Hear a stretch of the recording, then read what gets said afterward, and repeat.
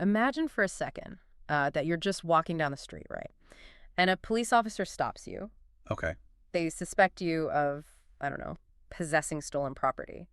So they arrest you and they seize your life savings. Oh, wow. Yeah, let's say it's like 100 blocks of solid gold and silver, Yes. and they lock it all away in the police station's secure evidence room. Standard procedure, sure. Right.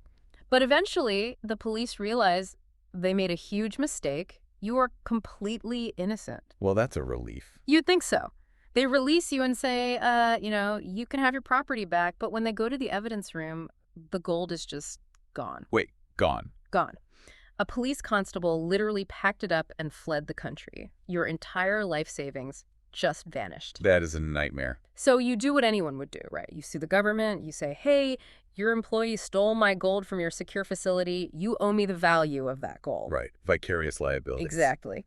But then the highest court in the land looks you dead in the eye and says, the government owes you absolutely nothing. You know, it sounds like a dystopian novel, but that is a very real landmark case in Indian constitutional law. It is. And it strikes at the very heart of what we are doing today on this deep dive. It really does. Today, we're exploring the terrifying, brilliant, and sometimes deeply flawed machinery of the state. Yes. We're stepping directly into the mindset of a constitutional law professor. So for you, the learner, if you were sitting in a rigorous lecture hall right now. Say, taking the Osmania University LLB 3-year degree. Exactly. Specifically, Constitutional Law 2, focusing on the mechanics of Unit 4. This is exactly the profound architecture you would be dissecting. Right, because we aren't here to just, memorize articles of the Constitution. No, definitely not. We're here to figure out how a colossal entity, like a whole nation state, actually functions in the real world. Which is it's a crucial shift in perspective, I think, because when most of us think about the Constitution, we naturally gravitate toward the grand philosophical pillars, Oh, the fundamental rights. Exactly. We think about freedom of speech, the right to life, liberty. Those are essentially the soul of the document. Yeah. But what we are examining today is the skeleton and the muscle. Yeah. We're looking at the Constitution as a meticulously engineered blueprint for governance. I love that analogy. It's a mechanical schematic. Right. It dictates how the government signs a contract, how it pays for its mistakes, how it stops internal economic warfare between states. And how it hires the millions of humans needed to run the whole operation. Okay, let's unpack this. Let's do it. Because before we can understand how the state governs a billion people, we really have to understand the state as an actor. Yes, as a legal entity. Right, an entity that steps out into the marketplace, makes deals, builds bridges, and, sometimes really messes up. It happens. It does. If the state is this massive, unimaginably powerful thing, what happens when it makes a promise? Let's start with contracts. Okay, contracts. If a private citizen wants to make a contract, they shake hands, maybe sign a piece of paper. But the government can't just shake hands, right? No, it certainly cannot. And the reasons for that are entirely rooted in protecting the public purse. Protecting taxpayer money. Exactly. The framework for this is Article 299 of the Constitution. And it lays down these incredibly strict mandatory formalities for any valid contract involving the Union of India or a state. So it strips away all that casual informality of private business. Completely. For a government contract to be legally binding, it basically has to meet 3 non-negotiable criteria. Okay, lay them out for me. First, the contract must be made explicitly in the name of the President of India if it's a central government contract. And if it's a state contract? Then it has to be in the name of the governor of that state. Okay, so a local, municipal director can't just sign a contract in their own name on behalf of the government. Precisely. Which brings us to the second criteria. Yeah. It must be executed by authorized persons. Meaning not just anyone can sign it. Right. The Constitution requires that specific officials be legally empowered to sign on behalf of the president or the governor. You can't just have any mid-level bureaucrat signing away millions of rupees. Yeah, that makes sense. And the third? Third, and perhaps most importantly, the contract must be in writing. So no verbal agreements? None. Oral contracts, verbal guarantees, handshake agreements, they mean absolutely nothing when you're dealing with the state under Article 299. See, I want to push back on this a little bit. Yeah. I want to test it with a real-world scenario because strict rules usually create really messy realities. You absolutely do. Okay, let's say there's a catastrophic monsoon. A major state highway is just completely washed out. It's an absolute emergency. Thinking and picturing. The regional public works director is standing in the mud looking at this massive crater. He calls a local construction contractor and verbally says, listen, I need you to bring your bulldozers right now. An oral command. Right. He says, fix this road by morning, and I personally guarantee, on behalf of the state, that you will be paid 2 million rupees. Okay. The contractor, acting in total good faith during a crisis, works through the night, pours the asphalt, and fixes the road. But there was no written contract. Exactly. And it certainly wasn't drafted in the name of the governor. Can the state just walk away the next day and say, sorry you didn't read Article 299, thanks for the free highway? That is such a great example because that exact tension between procedural strictness and basic fairness has been litigated all the way to the Supreme Court. Wait, really? Someone actually tried this? Oh, yeah. The definitive answer came in a 1962 landmark case, Bikram Jaipuria v. Union of India. Bikram Jaipuria, okay. Right.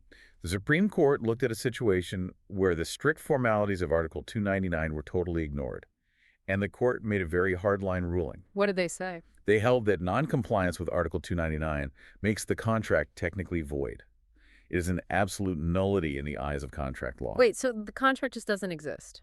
Legally, it never happened. That's wild. Why would they be so rigid? The court's reasoning was structural. If they allowed verbal contracts or, unauthorized signatures to bind the state, they'd be opening the door to massive, unchecked corruption. Oh, I see. A rogue official could just bankrupt the state treasury by making handshake deals with their buddies? Exactly.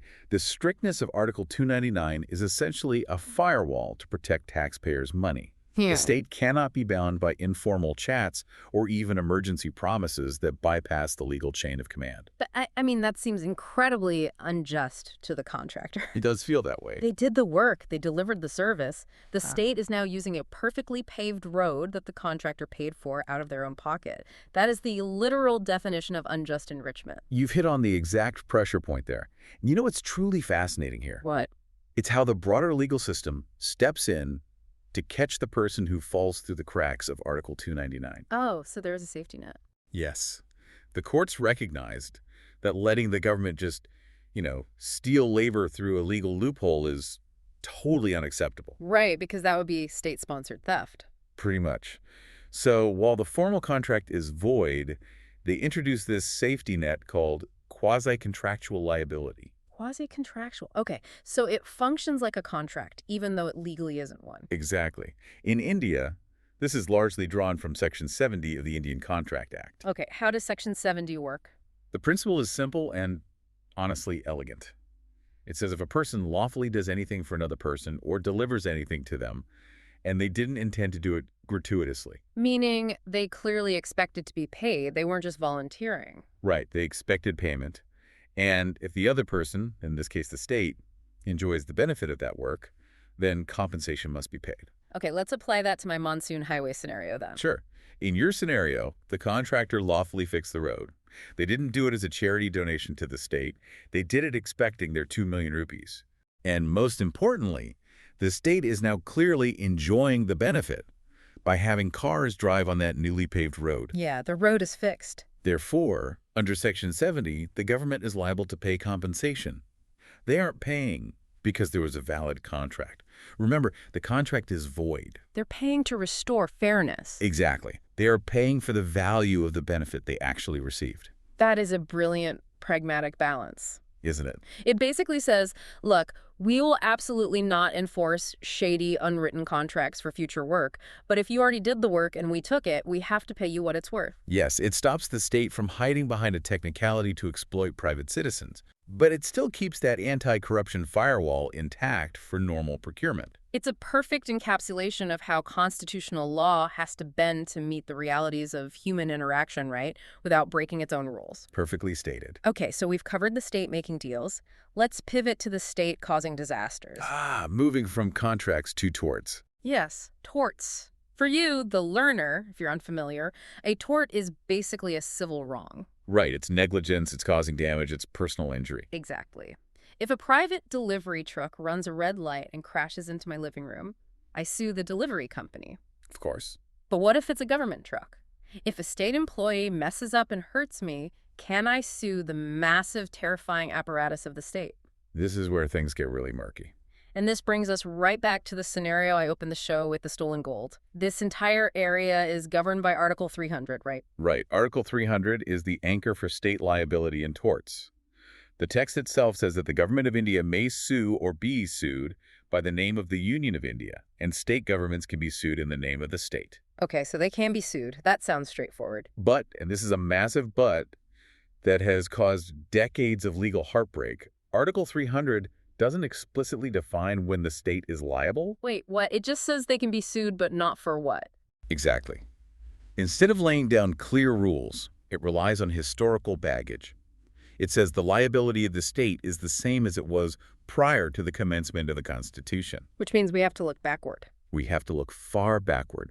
Article 300 traces liability back to the Government of India Act of 1935. Okay, pre-independence. Which in turn traces it back to the Government of India Act of 1858, which essentially says the liability of the modern Indian Republic is the same as the liability of the British East India Company. Wait, really? Right. The modern Indian welfare state in the 21st century is determining its legal liability based on the corporate rules of a British colonial trading company from the 1800s. Yes. I know it sounds absurd, but yes.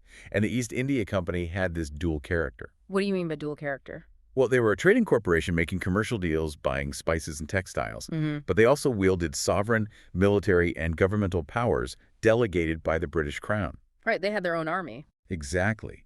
Now, because the British Crown operated under the ancient maxim that the king can do no wrong. Meaning the sovereign cannot be sued in its own courts. Precisely.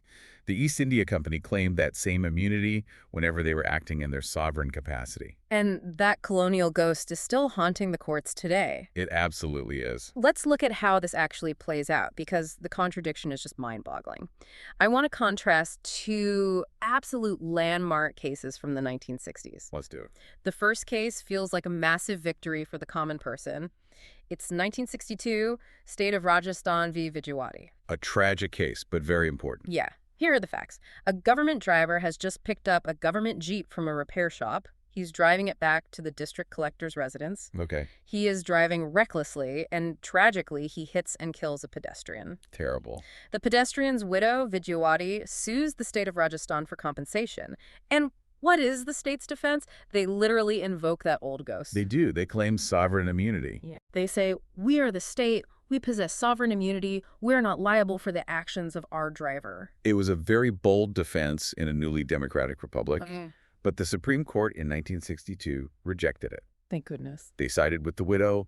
They ruled that the state was liable.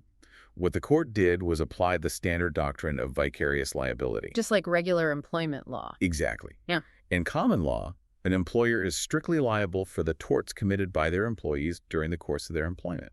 If I own a bakery and my delivery driver hips someone, I pay the damages. Right.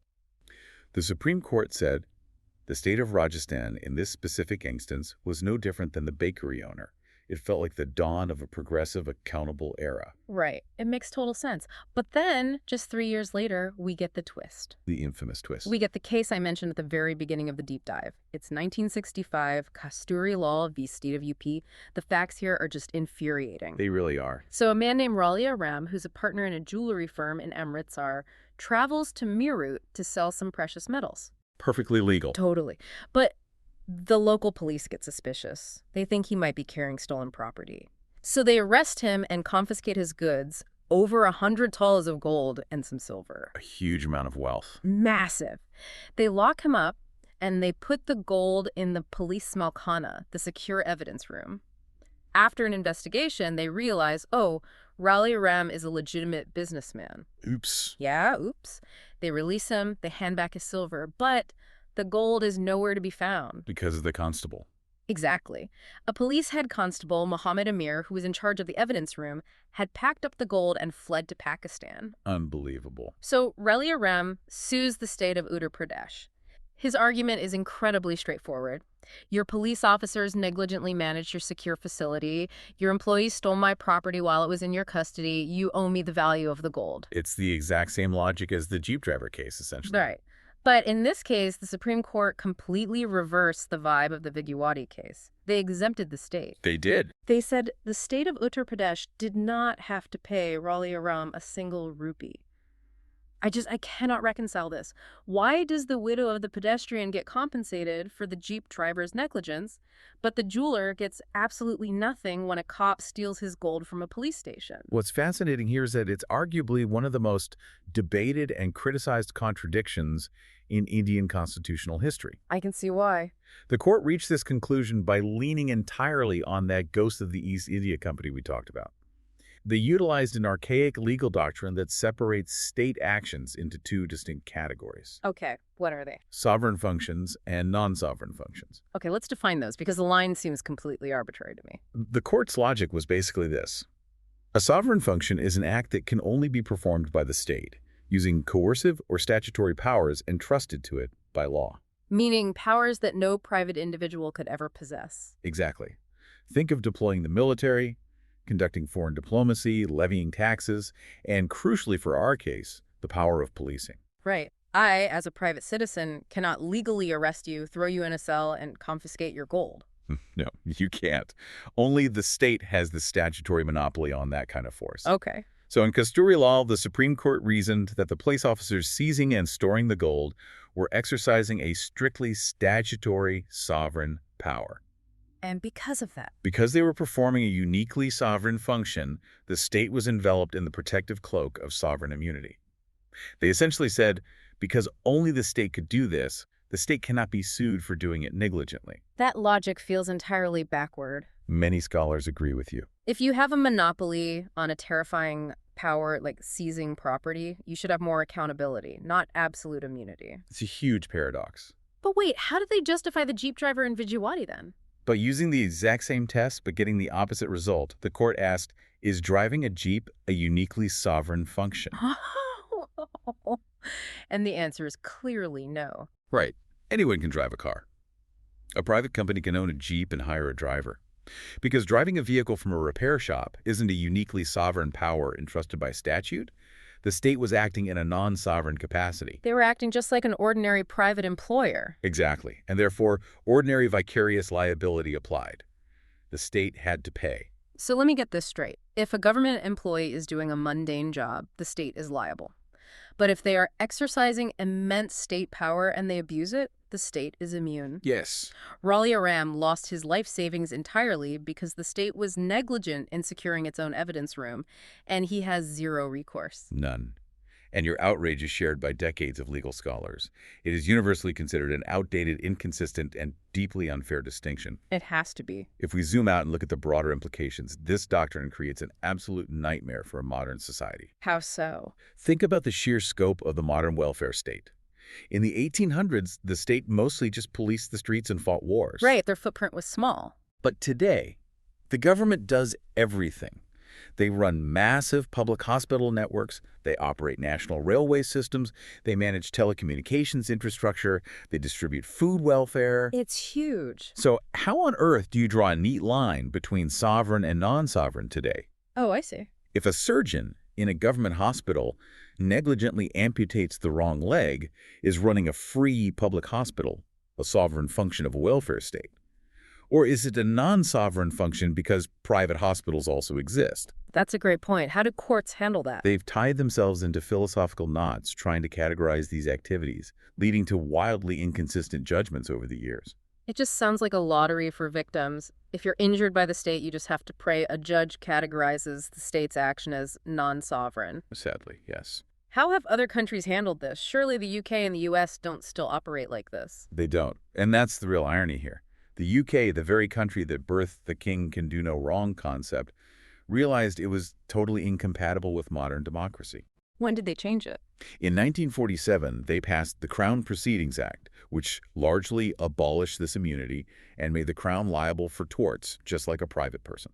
And the US. The United States passed the Federal Tort Claims Act to provide clear statutory guidelines on exactly when and how the federal government can be sued. But India hasn't done that. No.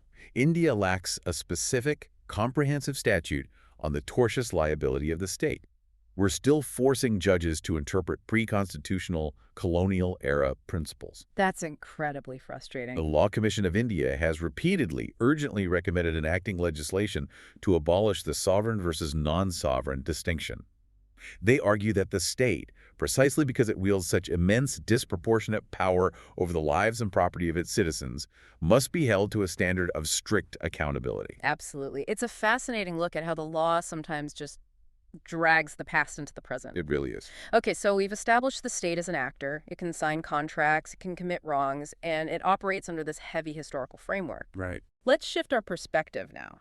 If the state is a legal entity, it's also the grand architect of the national economy. Yes, a massive shift in scale. How does a massive, diverse country with distinct regional identities prevent itself from fracturing into, like, isolated, competing economic islands? This brings us to the economic lifeline of the nation: freedom of interstate trade, commerce, and intercourse. To really appreciate this, you have to understand the sheer economic puzzle India was before independence. Right, it wasn't a unified bloc. Not at all. It wasn't just British provinces. There were hundreds of semi-autonomous princely states, and many of them acted like completely separate countries economically. Really? Oh yeah, they had their own customs barriers, their own tariffs, their own entry taxes. Moving goods across the subcontinent was a bureaucratic and financial nightmare. I can't even imagine the paperwork. The framers of the Constitution looked at this fragmented map and realized that political unity was impossible without economic unity. For India to survive and thrive, it needed to be a single, unified, frictionless national market. This vision was embedded in Part 13th of the Constitution, specifically anchored by Article 301. Article 301, known as the Great Unifier. And the text itself is beautifully simple. It just reads, subject to the other provisions of this article, part, trade, commerce, and intercourse throughout the territory of India shall be free. It's incredibly sweeping. Let's break down the terminology our law professors would want us to know, especially for the Osmania exam. Right, let's get into the definitions. Trade is the specific business of buying and selling goods for a profit. Commerce is the broader ecosystem of that trade. The financing, the warehousing, the macro-level exchange between regions. And intercourse. That's the most critical word there. In this context, intercourse refers to the actual physical movement. It's a transportation of goods and people from one place to another by land, air, or water. So Article 301 guarantees that this entire spectrum, from the financial transaction to the physical truck driving down the road, must flow freely across the nation. I always try to visualize this. Imagine the map of India, but every time you cross a state border, say you're driving from Maharashtra into Karnataka, there's a massive toll booth, a customs checkpoint. Right. Inspectors are pulling cargo off trucks, weighing it, and slapping a massive tax on it just because it crossed an imaginary line on a map. Article 301 is the constitutional bulldozer that smashed all those toll booths. That's a perfect analogy. It explicitly prevents protectionism. It means a farmer growing wheat in Punjab can sell their harvest in Kerala, and the Kerala government cannot slap a penalty tax on that wheat just to protect their own local farmers from competition. That is the exact intent. And the judiciary has defended this bulldozer fiercely. Give me a case study. The definitive interpretation of how far Article 301 goes came in a 1961 Supreme Court case, Atiya Bharati Co., LTDV, State of Assam. Okay, Atiya Bharati, what happened? The physical geography of the case is vital here. A company was manufacturing tea in the state of West Bengal, and they needed to export it to the major port city of Calcutta, which is also in West Bengal. Okay, so origin and destination are in the same state. Right. But because of the geography, the only viable route for the trucks and riverboats was to travel physically through a narrow corridor of a neighboring state, Assam. Ah, I see where this is going. The state of Assam looked at all this incredibly valuable tea constantly moving through its territory, tearing up its roads, and decided they wanted a cut. Of course they did. So they passed a law, the Assam Taxation on Goods Carried by Roads or Inland Waterways Act. They essentially erected a legal toll booth. They said, even if you aren't buying or selling tea in our state, if you transport goods through our state, you pay us a tax.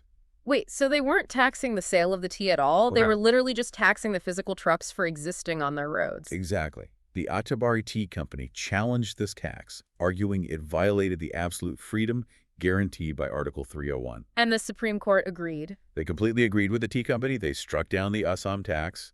Their reasoning is a masterclass in constitutional interpretation. What did they say? The court emphasized that the movement aspect of commerce is the very lifeblood of the economy. They stated that the dominant purpose underlying Article 301 is to keep the interstate movement of goods unhampered. And the Assam tax hampered it. The Assam tax directly and immediately impeded that free flow. The court established a vital precedent. It is primarily the movement part of the trade that Article 301 protects. If a state can tax the mere movement of goods, they can choke the life out of the national economy. If you tax the movement, you destroy the freedom. Okay, that makes perfect logical sense. The trucks must keep rolling. But as the host, I have to play devil's advocate here. Please do. Because no constitutional right can be an absolute Wild West free-for-all, right? Right. Let's imagine a total nightmare scenario. What if there is a massive, devastating famine in one specific state? Let's say Odisha. Okay. Crops have failed, and people are literally starving. But the agricultural traders in Odisha realize they can get a much higher profit margin if they export whatever rice they have left to a wealthy neighboring state or to a major city like Mumbai. Following the money. Right. If trade must be absolutely, completely free under Article 301, is the government legally powerless to stop them? Can Parliament step in and say, stop, emergency? Not a single grain of rice leaves Odisha until the local famine is over. I am so glad you set up that scenario because the framers of the Constitution were incredibly pragmatic. Yeah. They lived through famines. They knew that absolute freedom without regulation is just anarchy. So they built in exceptions. Yes. They followed the grand, sweeping declaration of Article 301 with a highly specific series of safety valves in Articles 302 through 305. These articles are designed to regulate the freedom when survival or public interest demands it. Walk me through those mechanics. How does a famine response legally work? Article 302 is the direct answer to your Odisha famine scenario. It explicitly empowers the national parliament to impose restrictions on trade, commerce, and intercourse between states if it is required in the public interest. So yes, in the event of a famine, Parliament can absolutely pass a law restricting the export of essential food grains out of the affected region to ensure the local population doesn't starve. Public survival trumps absolute free trade. But hold on. If Parliament has that kind of immense power to dictate where goods can and cannot go, what stops them from weaponizing it? What do you mean? What stops them from playing political favorites? Say the ruling party at the center hates the state government in State A, but loves the state government in State B. Ah, I see. Could Parliament use Article 302 to declare a public interest emergency and mandate that State B gets all the cheap subsidized coal and State A gets nothing, effectively bankrupting State A's industries? That is the exact fear that drives federal tension, and it's exactly why Article 303 exists, to immediately check the power granted in 302. Oh, there's a check on the check. Precisely. Article 303 explicitly states that Parliament generally cannot make any law that gives preference to one state over another or discriminates between states in matters of trade and commerce. So they have to be neutral. The union government must remain a neutral, impartial referee. They cannot use economic regulation to punish political rivals. The only exception to this non-discrimination rule is exactly what we just discussed, dealing with a severe scarcity of goods in a specific area. Like the famine. Right. If there's a localized disaster, temporary preference is allowed for survival, but never as a tool for political or economic favoritism. Okay, so Parliament can intervene for the public good, but they're tightly bound by neutrality. What about the states themselves? States have a role too. Right, because states have local economies to manage. Can a state protect its own interests without violating Article 301? Yes, but they are kept on an incredibly tight leash. Article 304 governs the power of state legislatures, and it gives them two distinct, highly regulated powers. What's the first one? First, under Article 304A, a state can levy taxes on goods imported from other states, but, and this is the crucial caveat, only if it taxes similar goods produced within its own state at the exact same rate. Oh, so it cannot be discriminatory? Exactly. If Tamil Nadu wants to place a 10% tax on shoes imported from Punjab, it must also levy a 10% tax on shoes manufactured in Tamil Nadu. So the state can raise revenue, but it cannot use taxes to build a protective wall around its local industries. It levels the playing field rather than tilting it. Precisely. It prevents hidden protectionism. And it's a second power. Second, under Article 304B, a state can impose reasonable restrictions on the freedom of trade if it is in the public interest. For example, a state might ban the import of diseased livestock to protect its own agriculture. That makes sense. However, there is a massive constitutional check on this power. No bill for imposing these restrictions can even be introduced in a state legislature without the prior sanction of the President of India. Wow. Wait, so a state government effectively has to ask the central government for permission before it can even debate a law that might restrict trade. Yes. That is a massive centralizing feature. It is entirely by design. It ensures that local politicians cannot suddenly erect populist, protectionist barriers to appease local vote banks without national oversight. The center gets to review the law and ask, is this actually a public health measure, or are you just trying to choke off trade? That's a huge safeguard. And if we want to talk about how this constitutional vision from 1950 translates to the modern day, we have to talk about the physical reality of the goods and services tax, the GST, which was introduced in 2017. Oh, absolutely. GST was a massive paradigm shift. It feels like the ultimate physical realization of Article 301. It truly is. Because before GST, despite the lofty goals of Article 301, the reality on the ground was a nightmare. How bad was it? There were still complex webs of varying state taxes, local entry taxes, central excise duties. This created a cascading effect, a tax on a tax on a tax. Just friction everywhere. Moving a truck from Delhi to Chennai meant stopping at half a dozen physical state border checkpoints, waiting days for inspectors to clear paperwork, paying bribes, and paying overlapping taxes. It made Indian manufacturing incredibly inefficient and expensive. And GST fixed that. GST subsumed dozens of these overlapping contradictory taxes into a single unified system with a seamless credit mechanism across states. Literally, the physical checkposts at state borders were dismantled. That's amazing. It functionally removed the remaining economic friction, making the dream of a unified national market a daily reality. It proves that the constitutional framework laid down by the framers was visionary.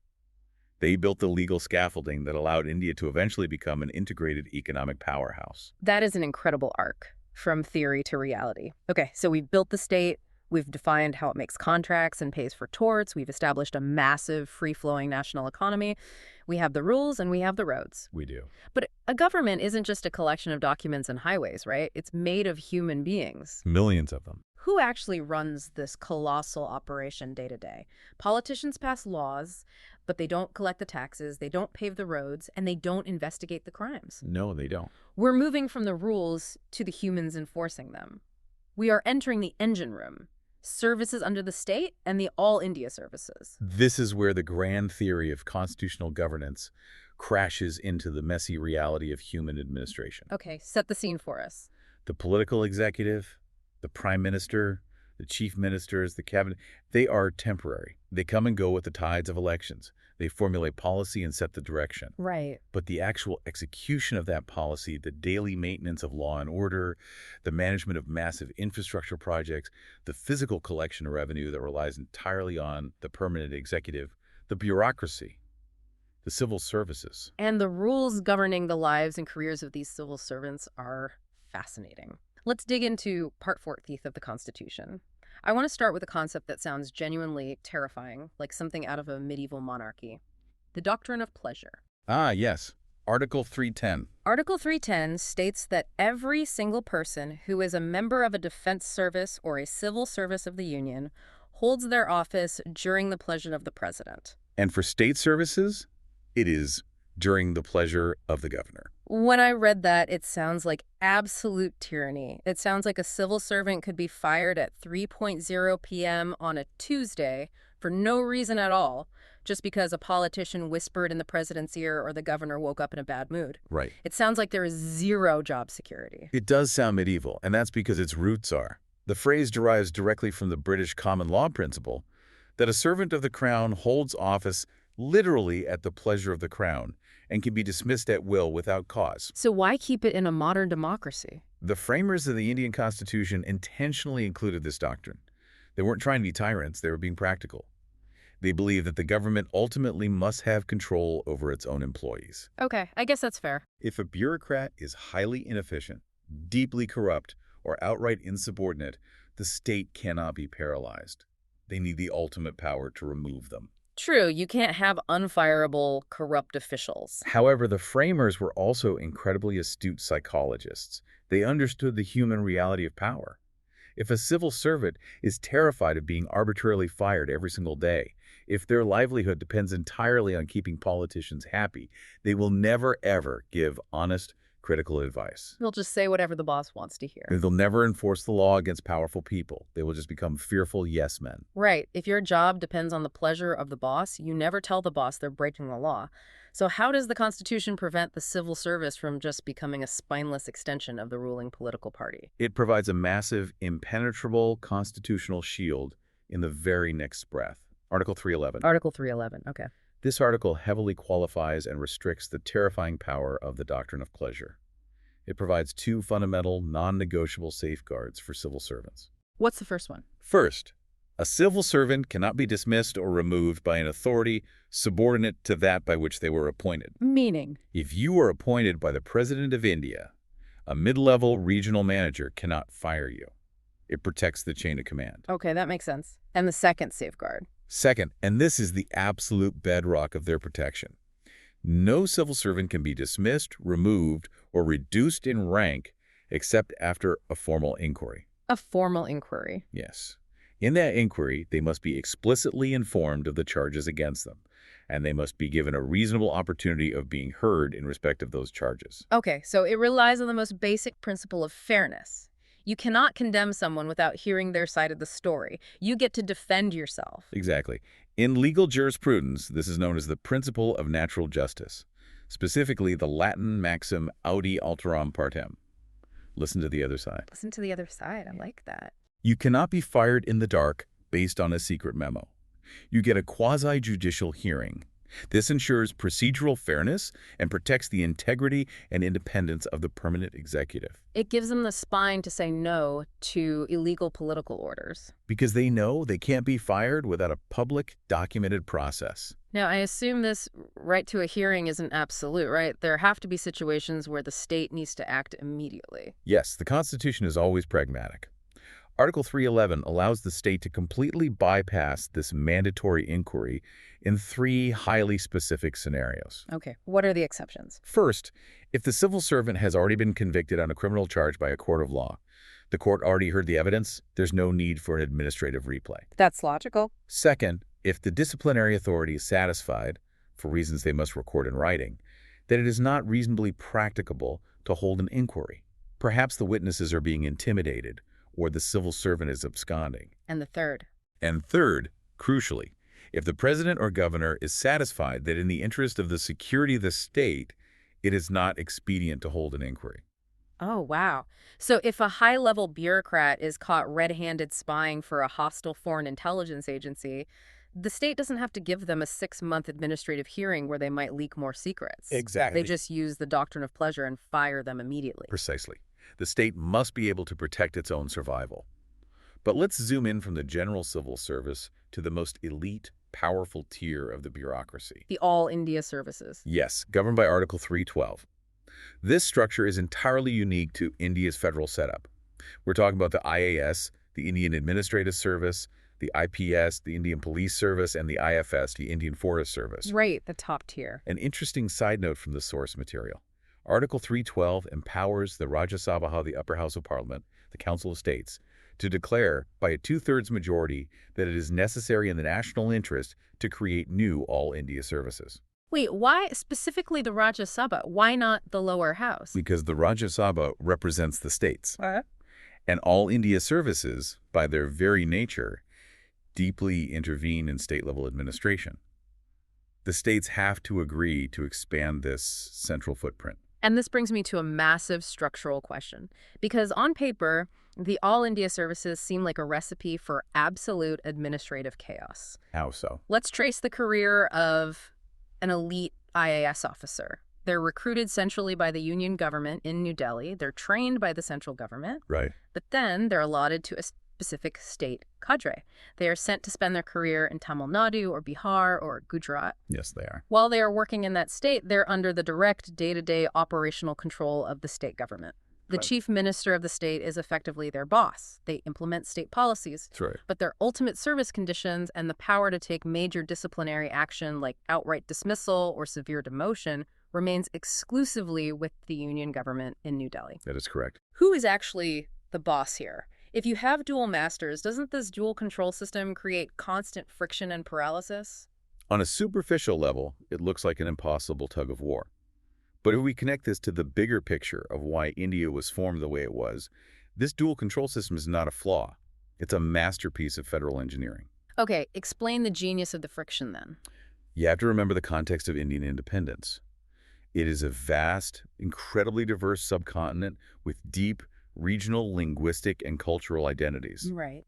The framers had a very real fear that if every single state had completely independent, isolated bureaucracies that never interacted, it could lead to severe fragmentation, regionalism, and the eventual breakup of the nation. So they needed a glue. The All India services were created as the antidote to fragmentation. They ensure national integration and uniform, high standards of administration across the entire country. How does that look in practice? An IAS officer serving in a remote district of Kerala and an IAS officer serving in the mountains of Assam have passed the exact same grueling national exam. They share the same foundational training ethos from the same academy, and they communicate in a shared administrative language. So they act as the connective tissue. They're the nervous system that keeps the brain in New Delhi connected to the limbs in the states. That is a perfect metaphor. In the landmark Supreme Court case Pradeep Kumar Biswas v. Indian Institute of Chemical Biology, the court explicitly discussed the profound role these officers play in upholding constitutional governance. What do they call them? They describe the All India services as a binding thread in India's federal structure.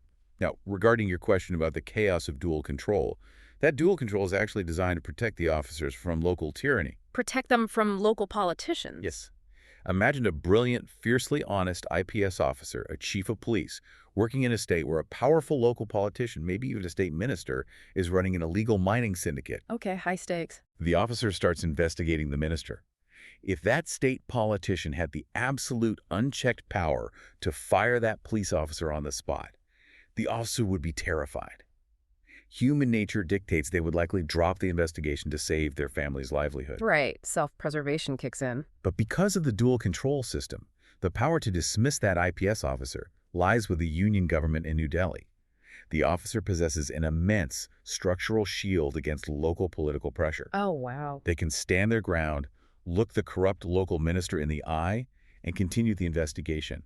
They know the local politicians can perhaps harass them or order an arbitrary transfer to a terrible posting, but they cannot strip them of their career or their rank. That is a fascinating psychological dynamic. The union government acts as a remote, untouchable protector, which allows the officer to be incredibly brave at the local level. It weaponizes federalism to fight local corruption. It does.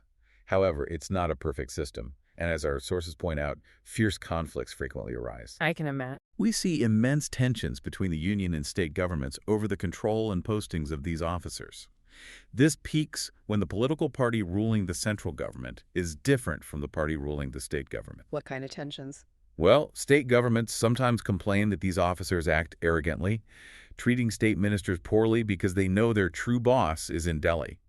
States sometimes feel these officers are a fifth column, acting as agents of the center spying on state activities. And from the other side. Conversely, the central government often accuses state governments of politically victimizing honest officers who refuse to bend to corrupt local demands by subjecting them to endless punitive transfers. Right. If you can't fire the honest cop, you just transfer him to a desk job in the middle of nowhere every 3 months so he can never finish an investigation. It's called political horse trading. How do we fix that specific vulnerability? The most prominent reform suggested by administrative commissions is establishing fixed minimum tenures for key postings. So guaranteeing their time in a role. Exactly. If an IAS officer is appointed as a district magistrate, they should have a legally guaranteed minimum term of, say, 2 years. If they know they cannot be arbitrarily transferred at midnight just because they angered a local power broker, they can actually execute long-term development policies and conduct thorough investigations. It's about finding that delicate balance between legitimate democratic control by elected politicians and necessary administrative independence. Precisely. Okay, so we've established that these civil servants, especially the All India services, hold an immense amount of operational power. They act as the glue of the nation, they manage billion-dollar budgets, they direct armed police forces, they essentially run the country on a daily basis. They do. If they are this powerful, and if their jobs are this protected by Article 311, the obvious vulnerability is the hiring process. The entry point. Right. If a corrupt politician controls who gets the job job in the first place, all those protections don't matter. You just hire your cronies. How does the Constitution build a firewall around recruitment? How do we ensure we are getting the absolute best, most meritorious people, completely free from nepotism, casteism, or political patronage? This brings us to the gatekeepers, the public service commissions. Right, Part 14, Chapter 2. And this is where the Constitution establishes an institutional fortress. You have the Union Public Service Commission, the UPSC, operating at the central level, and the State Public Service Commissions, the SPSCs, operating in every state. And these aren't just regular government departments, right? No, they are autonomous constitutional bodies. Their singular sacred mandate is to be the ultimate, unyielding, meritocratic gatekeepers of the Indian bureaucracy. They are the filter through which all permanent power must pass. Articles 315 to 323 detail their creation and their functions. But I want to bypass the basic facts and look at the actual mechanics of their independence. Okay. Because the Constitution doesn't just politely ask them to be independent. Yeah. It hardwires independence into their career arcs. It really does. The chairman and members are appointed by the president for the UPSC or the governor for the SPSC. But their tenure is a fixed term. They serve for 6 years, or until they reach the age of 65 for the UPSC and 62 for the SPSC, whichever is earlier. That fixed tenure is the first essential layer of armor.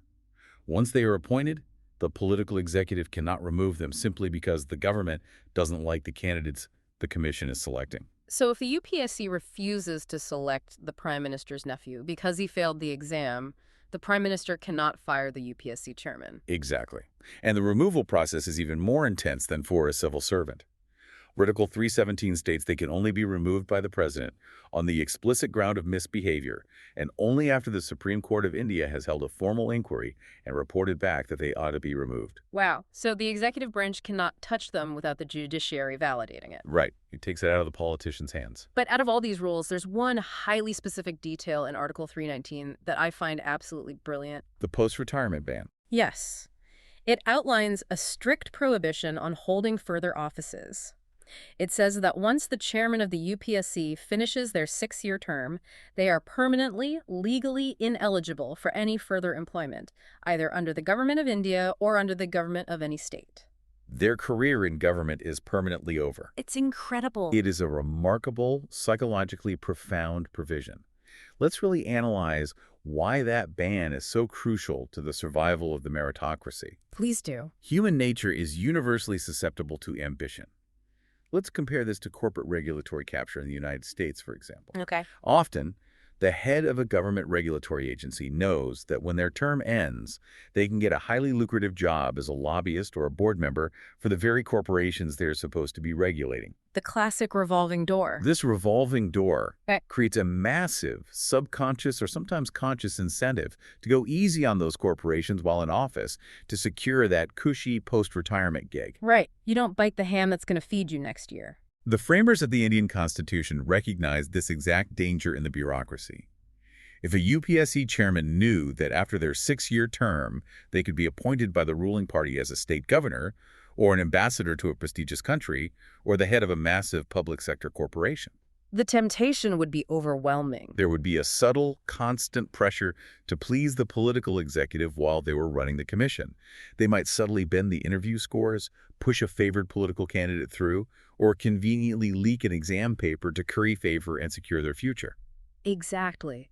By completely banning them from any future government employment, the Constitution entirely removes the carrot. Yes. You cannot bribe a UPSC chairman with future prospects because those prospects are legally impossible. Their ambition is forcefully capped. It guarantees that their only possible incentive during their tenure is to protect their legacy by doing their job impartially. They have nothing left to gain from politicians and nothing left to lose. Are there any exceptions for the other members? There are minor nuances for other members to allow internal promotion. A regular member of the UPSC can be promoted to chairman of the UPSC or a state commission. A chairman of a state commission can be promoted to the UPSC. But the terminal point is always the same. Always. A complete exit from government service. It forces them to care exclusively about merit. That is an incredible bit of incentive design. So what exactly are these bulletproof commissioners doing day to day? We all know they conduct the massive, grueling civil services examinations. Millions of candidates take the UPSC exams every year. It's a logistical leviathan. But is testing all they do? Testing is their most visible function, but their role goes much deeper into the administrative fabric of the state. Article 320 details their broader functions, and it establishes them as the primary advisory body to the government on the health of the bureaucracy. Advisory body, like what? They advise the government on all matters relating to recruitment methods. They advise on the principles to be followed in making appointments, promotions, and transfers from one service to another. But crucially, they must be consulted on all disciplinary matters affecting a person serving in a civil capacity.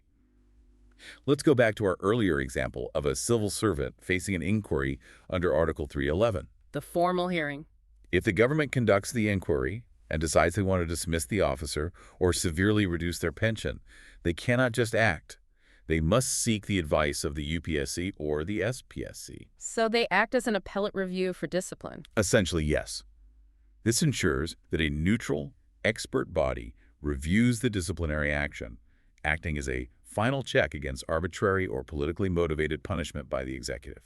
Now wait, you said advisory. Is the government actually legally bound to accept the UPSC's advice? Technically, no. The advice is advisory. However, the Constitution creates a powerful mechanism of transparency. How does that work? If the government chooses to depart from the Commission's advice, if the UPSC says, do not fire this officer, and the government fires them anyway, the government is required to lay a memorandum before Parliament or the state legislature, explicitly explaining their reasons for ignoring the Commission. And no politician wants to stand up in Parliament and explain why they ignored the supreme independent body of experts. Exactly. It creates a massive political cost for nepotism or vindictiveness. Yeah. They truly are the custodians of the merit system. Okay, we have covered so much ground. We've built the state, managed its economy, and hired its permanent protected workforce.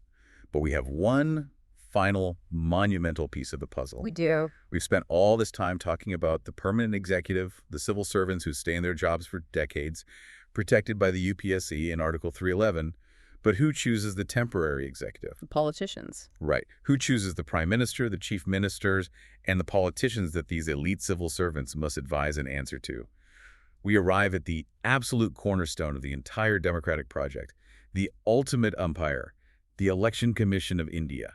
If the public service commissions are the gatekeepers of the bureaucracy, the Election Commission of India, the ECI, is the gatekeeper of democracy itself. It's a huge responsibility. It is the autonomous constitutional authority responsible for administering the election processes across the second most populous nation on Earth. It ensures free, fair, and credible elections to the national parliament, the state legislatures, and the offices of the president and vice president. Article 324 is the foundation here, and the language is uncompromising. It states that the superintendent's direction and control of the preparation of electoral rolls and the conduct of all these elections shall be vested in the Election Commission. Those three words, superintendent's, direction, and control, are sweeping. They aren't just administrative suggestions. They grant the ECI immense plenary powers to do whatever is necessary to ensure a free election. Plenary powers, that's massive. They possess powers that rival any institution in the country. But the history of the commission's structure is a fascinating study in constitutional evolution and political reality. How has it evolved? Originally, when the Constitution was adopted, and for the first 4 decades of the Republic, the Election Commission was a single-member body. It consisted solely of one person, the Chief Election Commissioner, the CEC. Wait, one person running elections for the entire country? Yes. And men like Sukumar Sen, the very first CEC, set incredible historic precedents of independence. They managed the initial, monumental general elections of a newly free India, largely creating the logistical playbook from scratch. But surely that couldn't last. It couldn't. As the electorate grew by hundreds of millions, as politics became infinitely more complex, and as the sheer logistical scale of Indian elections became unprecedented in human history, the structure had to adapt. Just a workload issue then? Not just workload. The context of the late 1980s is vital here. In 1989, India was undergoing a massive political shift. The era of single-party dominance was ending, and the era of fractured coalition politics was beginning. Elections were becoming fiercely competitive, and sometimes violent. In this highly charged atmosphere, having the immense power to control elections vested in a single individual became a vulnerability. Why a vulnerability? A single CEC could either be too easily pressured by a desperate ruling party, or they can become a tyrannical autocrat themselves. Oh, I see. So in 1989, and then permanently from 1993 onwards, the president exercised the constitutional power to expand the body. It transformed from a one-man show into a multi-member commission consisting of the CEC and 2 election commissioners. So it was an internal check and balance. By having a 3-member body, decisions are made by majority vote. It democratized the guardian of democracies. Exactly. It prevents the enormous power of the ECI from being concentrated entirely in the hands of one single individual who might have a personal bias. Precisely. It brings collective wisdom and a buffer against immense political pressure. That makes total sense. All 3 commissioners have equal voting weight. If the 2 ECs disagree with the CEC, they outvote him. And the sources note their salaries and perks are equal, modeled on a Supreme Court judge. That is correct. But here's where I want to push back, because I noticed a massive, glaring asymmetry in the constitutional text. Okay, let's hear it. If all 3 are equal in power, equal in voting, and equal in pay, why is the removal process completely different? Yes. The sources specify that the Chief Election Commissioner, the CEC, has ultimate armor. They can only be removed through a process identical to a Supreme Court judge, requiring a rigorous 2/3 majority impeachment vote in both houses of Parliament on proven misbehavior or incapacity. Right. It's almost impossible for a normal government to achieve. But the other 2 election commissioners, the ones who have equal voting power, they can be removed by the president simply on the recommendation of the CEC. Yes. Why the discrepancy? If they are equals, why doesn't everyone get the impeachment armor? You've zeroed in on one of the most hotly debated constitutional quirks in the Indian system. The rationale is about balancing absolute institutional independence with the need for internal discipline. How does that balance work? The framers and later the architects of the multi-member body wanted to ensure that the core of the commission, represented by the CEC, was absolutely untouchable by the ruling party.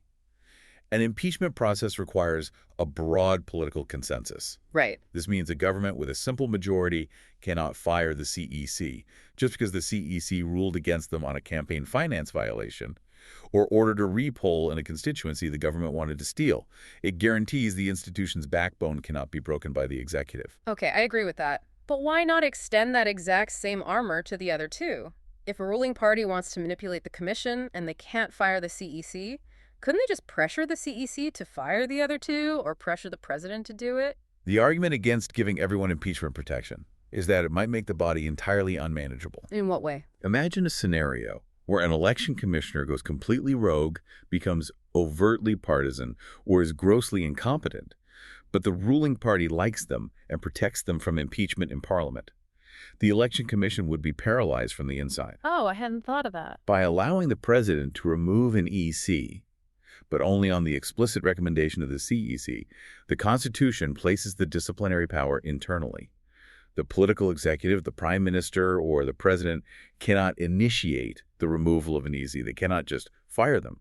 The CEC has to ask for it. So it protects the ECs from the government while allowing the CEC to maintain discipline and operational integrity within the commission itself. It's an imperfect balance. Many legal scholars argue that all 3 should have impeachment protection to be truly flawlessly independent. But this asymmetrical design is the current constitutional reality. It's fascinating how much thought goes into just structuring the referees. So what does the ECI actually do with this protected power? We know they count votes, but the scale is hard to comprehend. Counting votes is just the finish line. Their functions go far beyond printing ballots. Let's look at the real-world application of their power. Okay. First, they prepare and continuously revise the electoral rolls. They have to ensure every eligible citizen over 18 in a country of 1.4 billion people is registered, and the deceased or ineligible are removed. Physically mobilizing millions of electronic voting machines or EVMs to every corner of the country, from high-altitude Himalayan peaks to remote islands, is a logistical operation that rivals military deployments. It's mind-boggling. Second, they have the immense power to recognize political parties.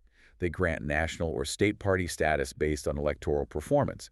And crucially, they allocate election symbols. Why are symbols so important? In a country with varying literacy rates across different regions, voters often identify their preferred parties entirely by their visual symbol on the EVM: a hand, a lotus, an elephant, a bicycle, a broom. Denying a party their recognized symbol is effectively crippling their ability to campaign. The ECI holds that power. Wow.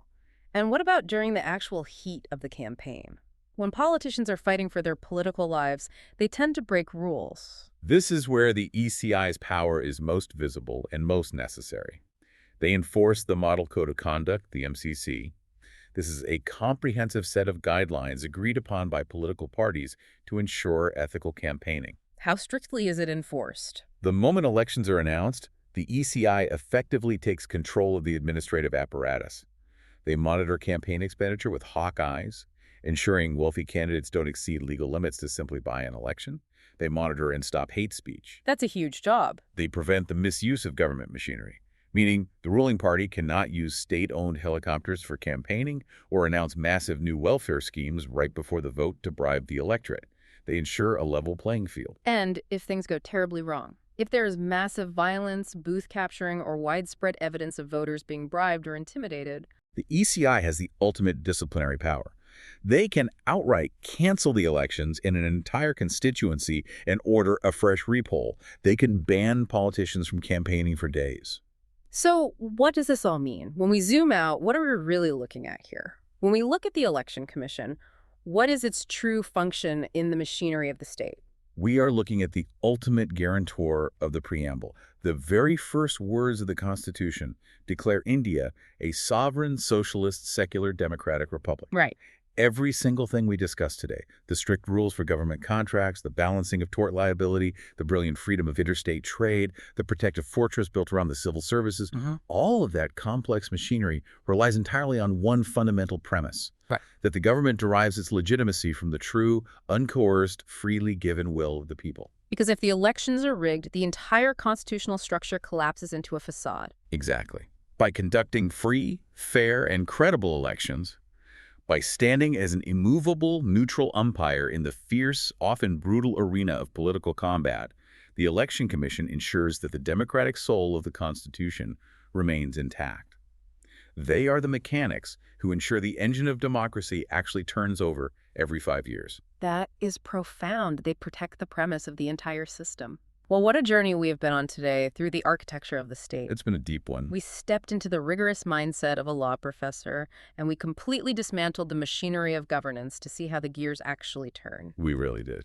We started by looking at the state as a mortal actor, how it binds itself in strict, written contracts under Article 299 to protect the Treasury, but still relies on the quasi-contract safety net to ensure basic fairness. We waded through the incredibly frustrating, muddy waters of tort liability under Article 300, contrasting the justice for the Jeep driver in Vidyawadi with the absolute injustice of the stolen gold in custody law. We saw the urgent, screaming need to finally move past the archaic ghost of the East India Company and the sovereign versus non-sovereign debate. That reform can't come soon enough. We then watched the Constitution act as an economic bulldozer. We explored Article 301, the great unifier that guarantees the free movement of trade and commerce, acting as the bedrock for a national market, paving the way for massive modern innovations like the GST. All while meticulously maintaining the Article 302 safety valves for public emergencies like famines. Right. From there, we met the humans who run the machine. We discussed the elite All India services acting as the binding thread of a diverse federation, navigating the complex, brilliant friction of dual control between the union and the states. A masterpiece of federal engineering. We saw how the Constitution uses the public service commissions to build an impenetrable fortress of meritocracy, utilizing the psychological genius of Article 319's post-retirement bans to destroy the incentives for corruption. It's brilliant design. And finally, we stood with the ultimate umpire, the Election Commission of India, exploring how its evolution into a multi-member body, backed by sweeping constitutional powers, allows it to command the staggering logistical and ethical challenge of Indian elections. It really is a breathtaking document. We have seen how the Constitution meticulously, obsessively balances state power with citizen accountability and local federalism with national unity. It is a masterpiece of pragmatic engineering, but as always on the deep dive, we don't want to just leave you with what the law is right now. We want you to think critically about what the law will be. Yes. We want to leave you, the learner, with a final puzzle to mull over. We spent a lot of time today dissecting sovereign immunity under Article 300, this archaic idea that the state cannot be sued when it is performing uniquely sovereign functions like policing or managing state security. Right. But consider this. We are rapidly moving into an era where the state relies on automated artificial intelligence systems. Governments around the world are starting to use AI algorithms to process massive welfare claims, to manage complex citywide traffic grids, and even to run predictive policing models that decide where to send armed patrols based on historical data patterns. It's happening now.